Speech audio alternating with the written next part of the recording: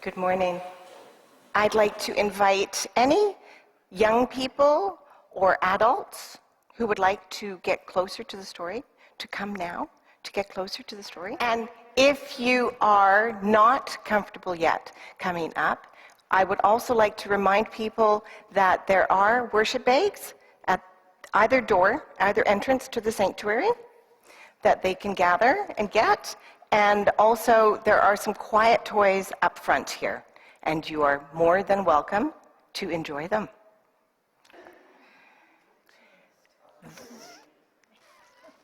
This is our desert box.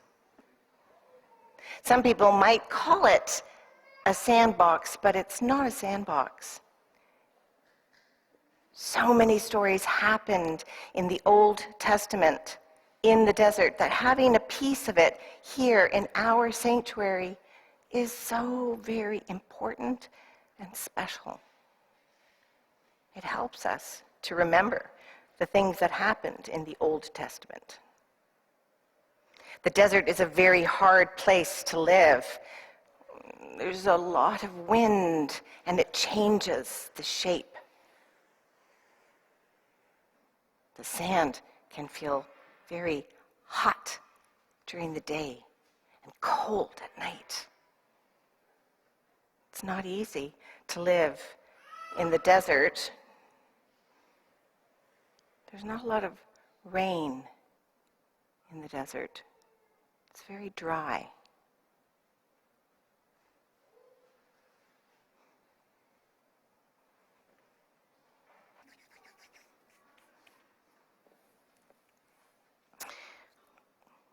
Once, the children of God, they were very sad, and they cried every night because they were so hungry. And the people of God, their families, they heard them crying. Now they knew that there was food somewhere else. They had to go to that land. And so, to find the food, they traveled all the way to a different land, to the land of Egypt. Can you help me move some of these people?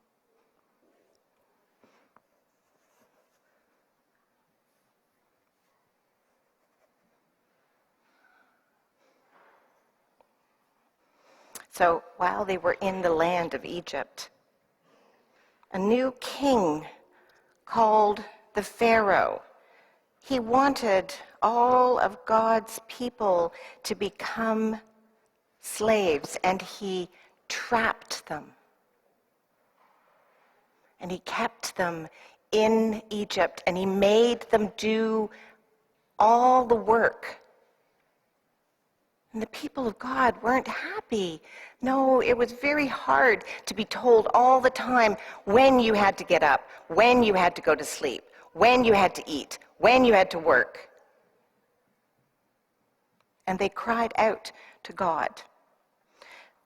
They cried out to God for help. And the people of God, they heard God. And God said to Moses, Go to the king and tell him to let my people go. And so Moses did. He went to the king, to the Pharaoh, and he said, Let my people go. Let the people of God go. But the Pharaoh said, No, I won't do that. So many terrible things happened in the land of Egypt. But still, the Pharaoh said, No, I won't let you go. And then the firstborn of every Egyptian, person and animal, died. But it was passed over all of the people of God. Now Moses went to the Pharaoh and he said, "Will you let my people go?"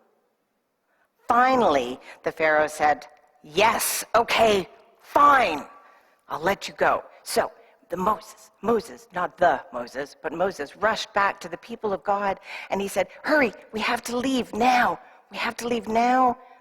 We don't even have time for your bread to rise."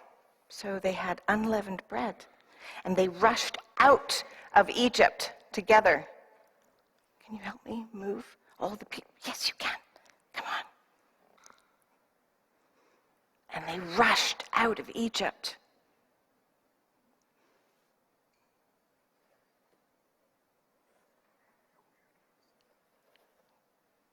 Yeah. And they could get closer and closer to the large body of water. And then they felt trapped again because they could hear the Pharaoh's army coming because the Pharaoh changed his mind.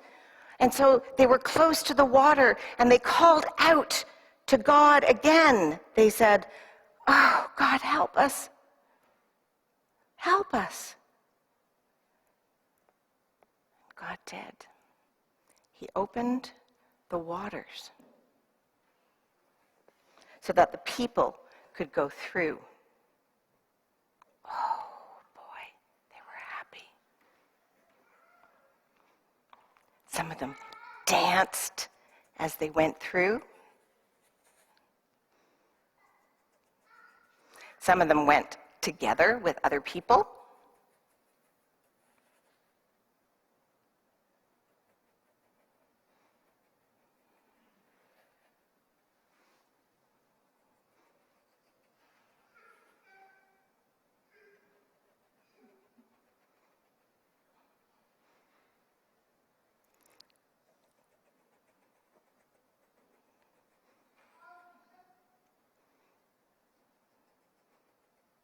And once all of the people of God were safely through the waters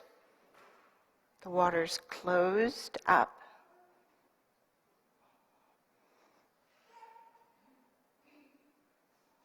And Miriam was so happy. What did she do when she was happy? She danced and she sang and she was thrilled.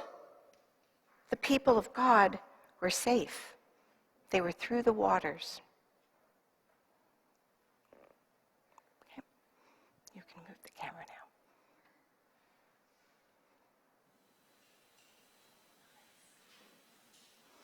Okay.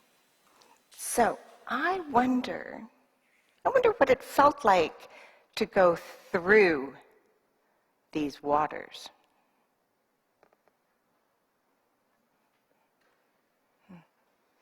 I wonder if you have ever felt trapped or forced to do something you didn't want to do. I wonder, what's your favorite part about this story? Is it finding the food in Egypt? Is it walking through the waters? Is it the dancing that Miriam did?